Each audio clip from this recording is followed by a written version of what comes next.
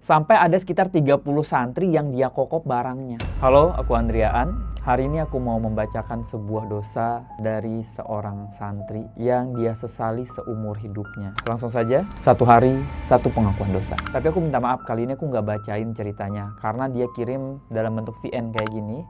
Aku nggak mungkin memutar VN-nya karena menghargai privasinya. Jadi aku ceritain ulang aja. Sebut saja namanya adalah Ilham. Ilham ini punya temen 2 orang. Kita sebut saja namanya Rian dan Farhan. Ini nama samaran yang dia bikin sendiri. Waktu itu dia masih duduk di kelas 6 SD. Ya anak-anak lah masih ya. Di antara mereka tuh ada yang paling badung namanya Rian. Rian ini ya anak yang petakilan, yang agak badung, yang ya agak-agak nakal lah. Tapi bukan nakal yang berantem gitu. Bukan nakal yang premanisme gitu, enggak. Cuman agak nyeleneh aja kelakuannya. Sampai suatu hari si Rian ini dia sunat, sedangkan teman-temannya yang lain belum. Biasanya mereka ini kalau pulang sekolah itu nggak langsung pulang ke rumah masing-masing, tapi mereka pulang ke rumahnya Ilham. Karena si Ilham ini punya PS. Jadi mereka sering main di rumahnya Ilham, di kamarnya gitu kan. Si Rian ini over proud banget dengan barangnya dia. Dia selalu pamerin barangnya, selalu kayak ini punya gue gede nih, tuh punya gue beda bentuknya, udah kayak punya orang dewasa gitu. Bahkan lagi main PS aja tuh tiba-tiba dia lewat sambil nunjukin punya dia punya gue gede.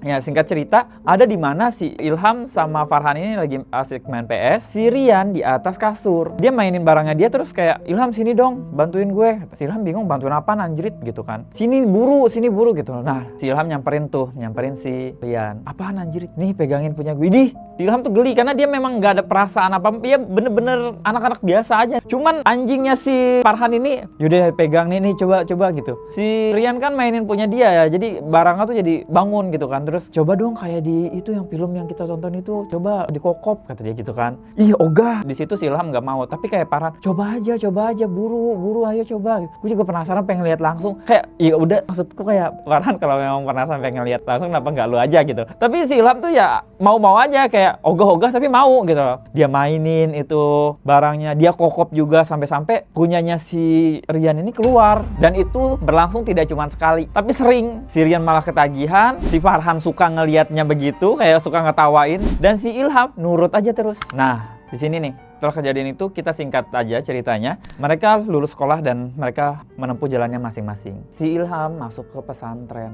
Di hari-hari dia di pesantren ya biasa aja. Karena si Ilham belum akil balik ya, jadi nafsunya dia tuh belum naik. Sampai waktunya dia akil balik, dia mimpi basah malah sama cowok. Dan tahu siapa orangnya? Rian. Dia memimpikan Rian, berkali-kali dia mimpi. Di situ tuh kan lingkungannya cowok semua ya. Apalagi dia punya pengalaman yang sama Rian doang gitu kan, bukan sama cewek. Akhirnya apa? Dia punya nafsu ke cowok. Dia kayak ngelihat cowok tuh jadi berbeda. Di sini dia kebingungan kayak ini nafsu atau kangen atau apa. Pokoknya dia pengen lagi kayak begitu. Sampai suatu waktu dia itu kebangun dari tidurnya. Dia itu tidurnya ramean kan gitu. Kayak satu kamar itu ada beberapa orang gitu. Nah di situ tuh ada yang menurut dia cakep, kayak bersih, cakep lah gitu. Pas dia kebangun, dia pindah posisi tidur ke samping orang yang dianggap cakep itu. Dia bangun sekitar jam 2 atau jam 3-an gitulah. Karena itu jam orang masih pulas tidur, dia grepe-grepe lah orang itu. Apalagi santri kan cuma pakai sarung ya. Dan kebanyakan cowok tuh kalau tidur pasti bangun kan, keras gitu. Dia nggak pakai daleman. Jadi langsung aja tuh dia mainin di dalam sana. Dan dia lakukan apa? Dia kokop itu bareng. Orang yang tadi tidur nggak kebangun, malah telentang dan ngebiarin aja gitu. Nah dari situ dia mulai ketagihan tuh, mulai suka. Dan dia melakukan itu sampai benar-benar keluar. Tapi ternyata si Ilham gak cuman sampai di situ aja. Dia malah jadi ketagihan dan dia melakukannya terus-menerus. Sampai ada sekitar 30 santri yang dia kokop barangnya. Ganti-gantian tuh. Ada yang malam pas orang tidur. Katanya sih awalnya pas lagi tidur. Dengan modus yang sama. Dia bangun, terus dia pepet orang, dia grepe, dia lakuin. Nah ternyata dari situ tuh ada yang sadar, ada yang kebangun. Ada yang tahu apa yang dia perbuat tapi ngebiarin aja. Karena kan sesama remaja yang lagi bergejolak ya di situ nafsunya, dan mereka ada tempat menyalurkan. Akhirnya apa? Ya udah mereka biarkan. Ada tiba-tiba di suatu waktu dia bolos tidak masuk kelas karena dia ngerasa tidak enak badan. Nah ada kakak kelasnya yang memang sedang tidak ada pelajaran, tiba-tiba masuk ke kamarnya dia dan tahu sampai di kamar apa? Dia langsung buka dan dia sodorin ke Ilham. Minta apa? Minta dikokop.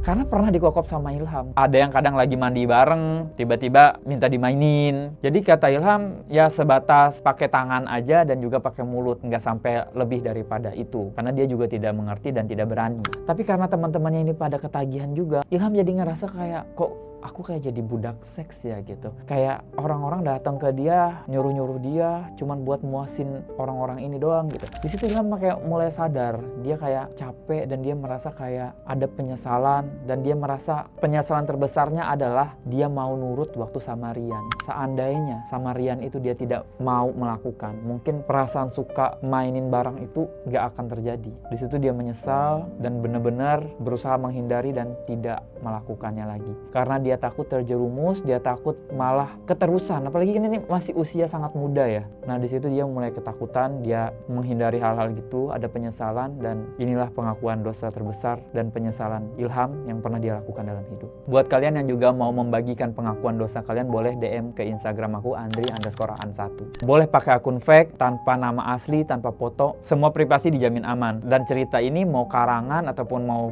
real, terserah kalian. Aku cuma membacakan pengakuan dosa kalian. Bye-bye.